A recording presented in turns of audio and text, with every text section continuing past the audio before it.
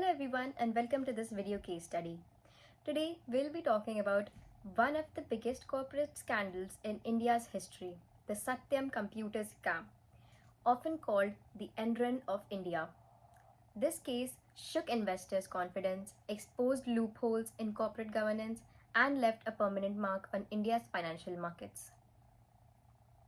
Satyam Computers Services Limited was founded in 1987 by Ramalinga Raju in Hyderabad.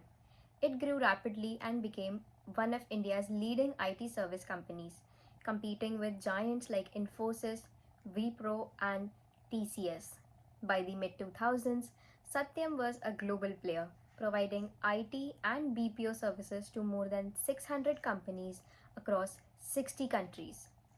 It was listed in the Bombay Stock Exchange, the National Stock Exchange, and even on the New York Stock Exchange. For years, it was seen as a symbol of India's IT boom, a success story that made the nation proud. But behind the scenes, something very different was happening. In January 2009, Satyam's chairman, Ramalinga Raju, shocked the entire corporate world. He confessed to manipulating the company's accounts for years. The fraud involved inflating revenues, profits, and margins by falsifying the books of accounts. Fake invoices were generated, bank statements were forged, and auditors were misled. For example, Satyam reported cash and bank balance of around 5,000 crore rupees, but in reality, it had only about 300 crore rupees. Similarly, operating profits were overstated by nearly 75%. Raju admitted that the gap between actual figures and the books became so huge that he couldn't cover it up anymore. His exact words were in the confession letter, "It was like riding a tiger, not knowing how to get off without being eaten." There were several reasons why this fraud took place. Number 1. Pressure to perform. Satyam wanted to compete with Infosys and TCS, so it had to show consistent growth quarter after quarter. Number 2. Stock price manipulation. By showing fake profits, Raju kept Satyam's share price high, which benefited promoters. Number 3. Lack of strong corporate and auditors failed to detect the scam. Number 4. Greed and misuse of power. Raju and his close circle misused their positions for personal gain.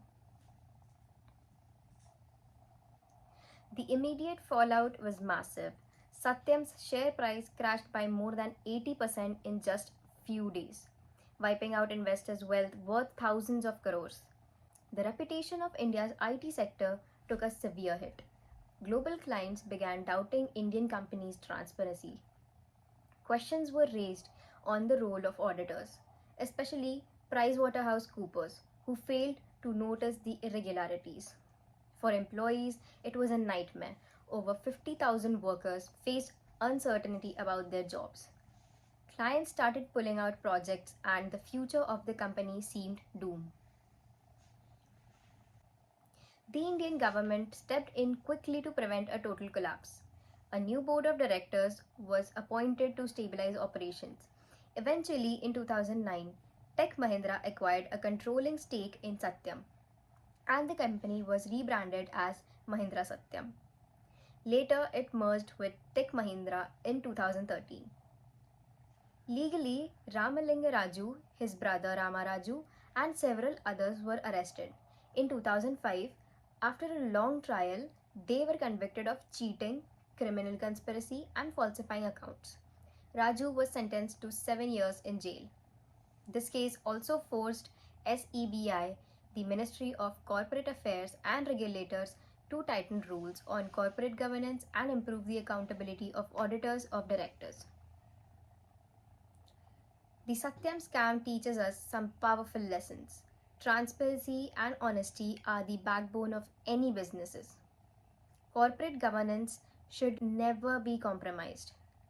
Auditors and independent directors must perform their duties diligently. Investors must remain cautious and not blindly trust financial statements. Most importantly, it reminded us that no matter how successful a company appears on the outside, weak ethics on the inside can destroy everything.